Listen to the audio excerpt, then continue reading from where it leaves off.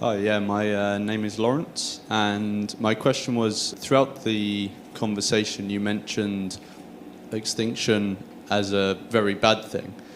And following on from what John said, there's sort of a growing thought that it maybe isn't a bad thing. And I think you mention it in maybe 2 sentences in the population ethics chapter about antinatalism. And I wanted to ask what you think of it in general, but also why you only put in 2 sentences, as it's sort of like it's picking up more steam recently. So in terms of discussing this, whole of chapter 9 is all about this question of whether extinction is good or bad, whether the future will be good or bad. And I argue on balance it's good. So I do think the track record is that ultimately that things have been getting better. In particular, things have been getting better for actors, like human beings, rather than patients, like animals. So the beings that do things in the world, they do things to make their lives better. That's a kind of predictable thing. I expect in the course of the future there to be many more kind of beings who are trying to do things. I expect there to be far fewer kind of animals in factory farms as a proportion. I also think that if we tell like a story about how could things be very, very good indeed, well, we've got best possible future. We have an explanation, which is that people have really they've really thought about what's best and tried to make that best thing happen. Whereas normally suffering is a kind of side effect of some other end, rather than something that people are aiming for. It's not that people want animals to suffer, it's that they like the taste of meat and don't care that animals suffer. And so I think it's much easier to tell a story where things end up very, very good than when things like end up as bad as they possibly could be, because it's not the case that I expect people to aim for things to be bad. So I think it's a tough question. I'd love there to be more work on it, but overall I think extinction is bad. Thank you, John. Big admirer of your work. Your thesis about it being a good thing to have lots of future generations is at odds with like antinatalism and like minimalist views on population ethics, where the idea is that the best way to prevent suffering is to stop bringing suffering sentient beings into existence.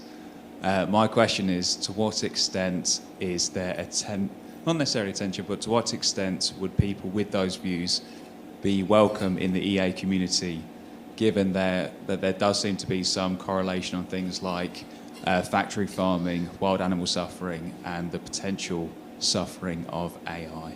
Yep. Okay, great. So it's kind of the trickiest chapter of my book is about population ethics, this question of whether it's good or bad to have an extra person in the world, especially even if they have no other consequences. And you might think, let's say the person has a happy life. You might think, okay, well, it's a good thing, more happiness in the world. Or you might think, look, the happiness doesn't matter, but they also suffer.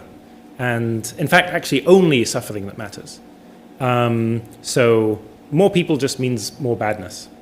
Or you might think that, look, it can be that more people is good, but in practice, humanity just tends to bring along a lot more suffering than they bring along good things. So I made this comment earlier that the last 200 years of technological progress have been truly amazing for human beings. What have they been like for animals? Well, we could ask one of the 80 billion animals that are currently in factory farms, and if they could speak, they would say this sort of progress hasn't been so good for them.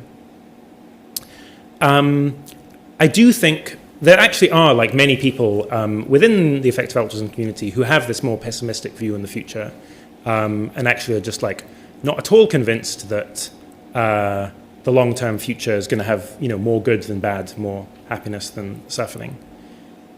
That's actually, you can still be a long-termist and do that, because like I said, there are 2 things that you can do to positively impact the long term. One is to reduce the risk of collapse or extinction.